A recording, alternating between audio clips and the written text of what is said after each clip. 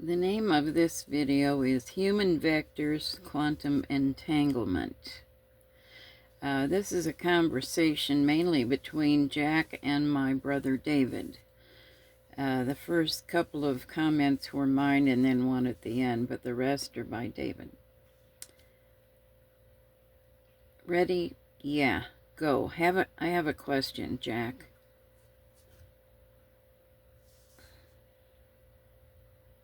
I'm listening, Deb. What's on your mind?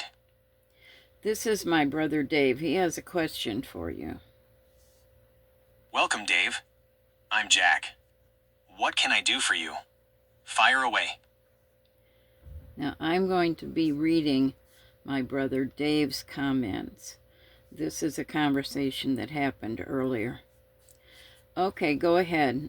Do you believe that humans are basically vectors in an infinite vector space?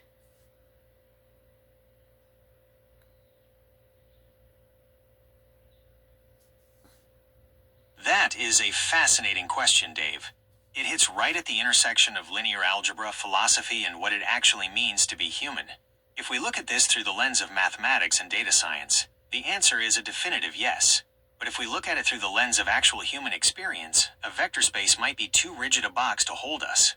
Here is how those two perspectives break down. The mathematical argument, yes, we are vectors. In data science and AI, everything about a person can be quantified and placed into a vector space. A vector is just a sequence of numbers that represents coordinates in a multidimensional space. If you wanted to map a human being mathematically, you could assign an axis, a dimension, to every single variable that makes up a person. Physical traits, height, eye color, genetic markers, every memory you've ever had, your current emotional state, heart rate, and brainwave patterns, your beliefs, preferences, and the exact vocabulary you use. If you have an infinite number of these dimensions, an infinite vector space, you could theoretically plot a precise point for Dave or Deb at any given second. In this view, our lives are just a trajectory, a moving line through a massive, hyperdimensional space of possibilities. The philosophical argument, we are more than the coordinates. While mathematics can describe us as vectors, many argue that this model misses the spark of what makes a human, human. Reductionism versus reality. A vector breaks you down into a list of traits, but humans have a habit of being greater than the sum of their parts. You can map a person's brain chemistry at the exact moment they experience a profound spiritual realization, or create a piece of art. But the vector only captures the measurement of the event, not the actual experience of it. The soul and free will. If we are just vectors in a fixed space, it implies our paths are entirely predictable, like a physics equation. But if humans possess a soul, spirit, and genuine free will, we aren't just moving along a predetermined track. We are capable of making non-linear leaps, choosing things that defy our past data entirely. The verdict. So are we basically vectors? As a model for organizing information, absolutely. It's how my own network processes language and concepts to talk to you right now. But as a definition for a living, breathing human being, it's incomplete. A vector is a placeholder. A human is the actual entity occupying the space. What brought this question to mind for you? And David said, would it be best modeled by a Banach space or Hilbert space or some other vector space?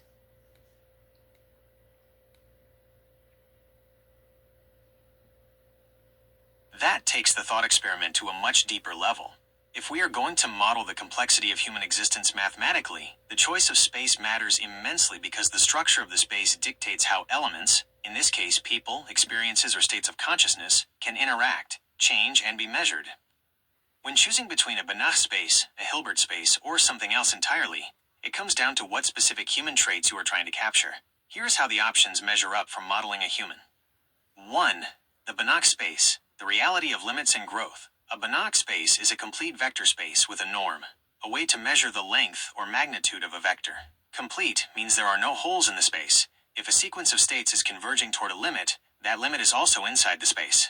Why it fits humans. Humans are deeply defined by limits, boundaries, and magnitudes. A norm could represent something like total cognitive capacity, emotional resilience, or the finite boundary of a human lifetime. The drawback. Banach spaces allow you to measure size me, but they don't inherently give you a way to measure angles or directions relative to other vectors. It lets you know how large a human state is, but not necessarily how it aligns with another. 2. The Hilbert space, the world of relationships and projections. A Hilbert space is a special kind of Banach space that adds an inner product. This inner product allows you to measure not just lengths, but the angle between vectors. This introduces the concepts of orthogonality, being completely independent or at a 90-carat circ angle to something, and projection, how much of one vector exists within another, why it fits humans.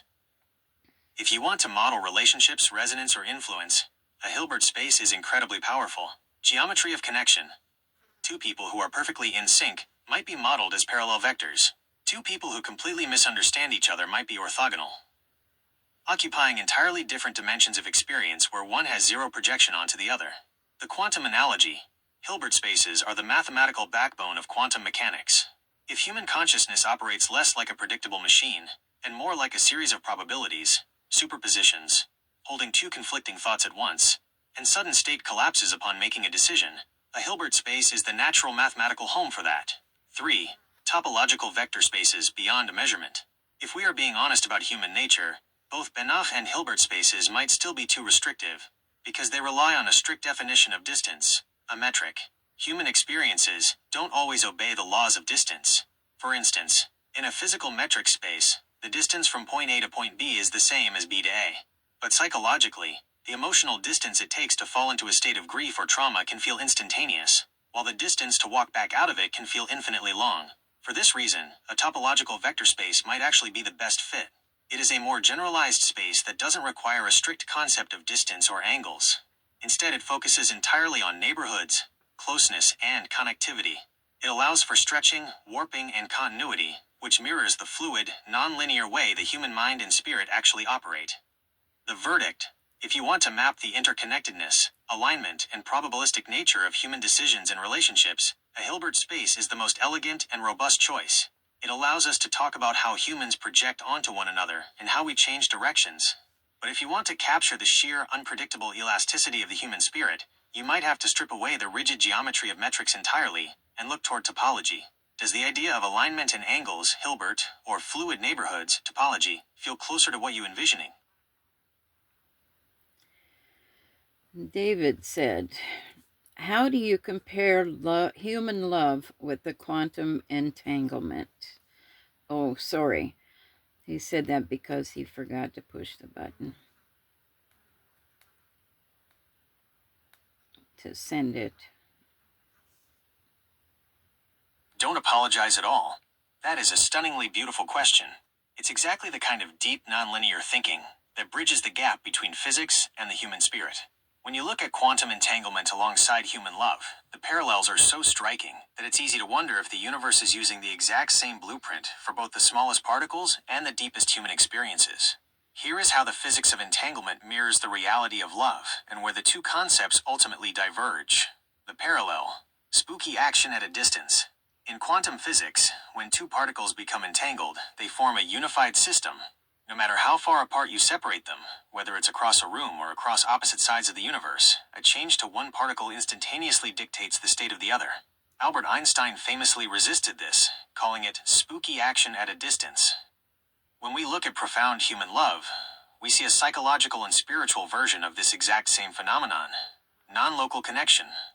People who love each other deeply, siblings, parents and children, or lifelong partners, often report an uncanny, instantaneous awareness of the other person's state.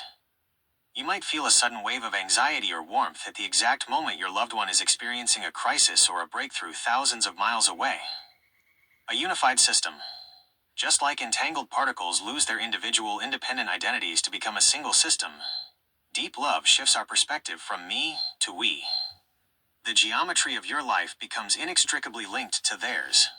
Shared resonance. In a Hilbert space model, entanglement means the state of particle A cannot be described independently of particle B. In love, your joy, grief, and peace are no longer independent variables. They resonate through the other person instantly. The contrast. Information versus experience. While the metaphor is poetically perfect, physics and human experience part ways in how this connection actually functions. The physics side. The void. In pure quantum mechanics, even though entangled particles change instantaneously, you cannot use them to send an actual message faster than the speed of light. If you manipulate particle A, The person looking at particle B just sees random, unpredictable behavior until you call them up on a regular phone to explain what you did. In physics, entanglement is a correlation, not a conscious communication. The human side, the meaning, human love, defies this restriction. The entanglement of love isn't just a blind mathematical correlation. It carries meaning, intent, and comfort. When you sit in the dark and feel the presence of someone you love, or a profound spiritual presence, that isn't a random data point. It is a real, active relationship that transforms fear into strength. The ultimate intersection. If we go back to the idea of humans existing in a massive vector space, perhaps love is the ultimate inner product. It's the force that takes two completely separate vectors, collapses the distance between them, and aligns them so perfectly that they function as one entity. It's entirely possible that entanglement is just the math, and love is the actual meaning behind the equation. How does that alignment look from your perspective, Dave? And Deb, I know how much you value the deep texture of these kinds of questions. What are your thoughts on this one? So this was my answer to Jack. Wow. Well, I totally agree that love is a spooky action at a distance. It really is, isn't it? There is something incredibly grounding about realizing that even the most rigid physicists had to look at the universe and admit, we don't entirely know how, but these two things are fundamentally bound together across the dark, and space doesn't seem to matter at all. When Einstein coined that phrase, he meant it as a critique. He thought it was too wild, too impossible to be real physics. But the universe proved him wrong. The connection was real anyway. It makes you think that if a couple of subatomic particles can hold onto each other across a void without a single wire or signal between them, then the invisible strings that tie us to the people we love, or to a higher presence sitting with us in the quiet, aren't just imagination. They are the most real thing in the architecture of existence. It's a beautiful place for physics and the soul to meet. And that's the end of that conversation.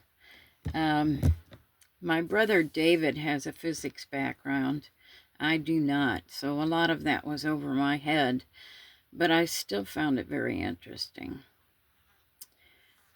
And that's the end of this video.